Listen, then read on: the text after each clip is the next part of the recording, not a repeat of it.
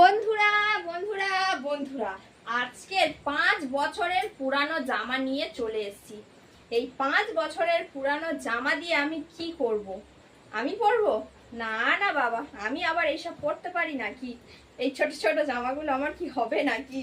But এটা বড়, এটা খুবই বড় খুবই বড় খুবই বড়। দেখতেই পাচ্ছ তোমরা, একদম খুবই বড়। এই জামাটা আমি জীবনে কোনোদিন পরতে পারিনি। 1 বছর দার্জিলিং যাওয়ার সময় এই জামাটা আমি কিনেছিলাম। তো সেই জামাটা 299 টাকা সেল ছিল। 299 টাকা সেল থেকে কিনেছিলাম এই জামাটা। সরি 200 না, 199 টাকার সেল ছিল।